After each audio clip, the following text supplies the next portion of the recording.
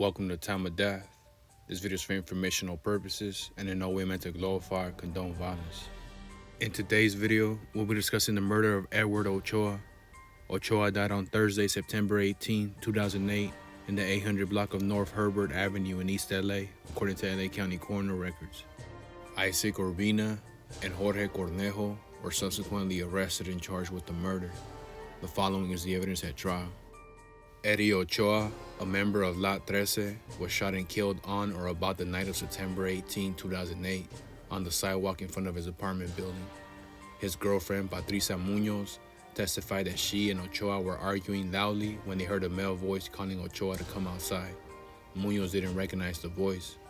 Ochoa left the apartment saying he would be right back. A short time later, Munoz heard gunshots and rushed out to the street where she found Ochoa laying on the ground. She saw no one nearby. Munoz died at the scene. Two persons who lived across the street from Ochoa told police that they were pulling out of their driveway that evening when they saw Ochoa standing on the sidewalk talking to two men they didn't recognize and never identified. As they drove away, they passed a black Chrysler with chrome rims parked in the dirt lot. They had never before seen that car in the neighborhood. They next heard gunshots and sped off. Detective Robert Gray investigated Ochoa's murder. Early in his investigation, Gray learned that 2 days before Ochoa was killed, he had butted the 14-year-old nephew of another Lott 13 gang member, Isaac Urbina. Gray drove past Urbina's home and saw a black Chrysler parked in front that matched the description of the car parked near the scene of the murder. The car was registered to Urbina's mother. On a stakeout, Gray saw Urbina get into the Chrysler and drive away. After Urbina was arrested on an unrelated charge, Detective Gray interviewed him several times about Ochoa's murder. Each time, Urbina named a different person as the shooter, but he also revealed knowledge about aspects of the crime that had not been released to the public. In one of the interviews, Urbina admitted that his mother's Chrysler had been used in the crime and claimed that his girlfriend, Janet Contreras, was the driver. Following this interview, Gray informed Urbina that he would be charged with the Ochoa murder. Soon after filing the murder charge against Urbina, Gray interviewed Urbina's girlfriend, Contreras. Gray told Contreras he had information that she was present when Ochoa was murdered. When Contreras denied it, Gray played her a portion of a recorded interview with Urbina in which Urbina stated Contreras would do anything he told her to do, and he was going to have her take the fall. After Contreras heard Urbina's statement, she became cooperative and told Gray what she knew about the murder. On the night of the murder, Contreras and Urbina went out in Urbina's mother's black Chrysler. Contreras drove.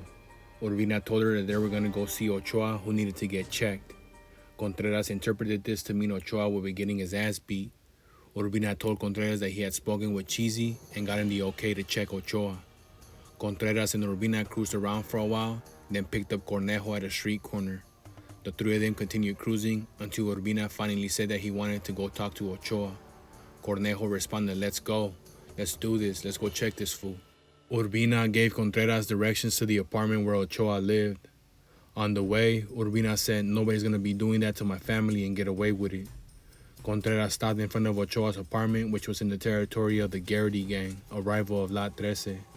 They could hear a man and a woman arguing loudly in one of the apartments. Contreras started to drive away, but Urbina said, "Let's go back and talk to him." Contreras parked down the street from Ochoa's apartment at the edge of a dirt lot. Urbina or Cornejo said, "Yeah, let's do this. This is good timing." Urbina got out of the car, walked back to Ochoa's apartment, and started calling him to come out. Ochoa came outside and spoke with Urbina. A short time later, Cornejo got out of the car. Contreras then heard shots and dug down. Urbina and Cornejo ran to the car and jumped into the back seat, and Contreras drove away. When she asked what happened, Urbina replied that they had been shot at by members of the Garrity gang. Janet Contreras ultimately pled guilty to being an accessory and admitted a gang enhancement in exchange for a 4-year prison sentence. Contreras was the prosecution's chief witness at trial. Following the trial, the jury found Jorge Cornejo and Isaac Urbina guilty of first-degree murder with gang and gun enhancements. They were both sentenced to life in prison without the possibility of parole. On appeal, the judgment as to defendant Cornejo was reversed. The reversal of Cornejo's conviction is based on erroneous admission of evidence during trial. Edward Ochoa was 38 years old at the time of death.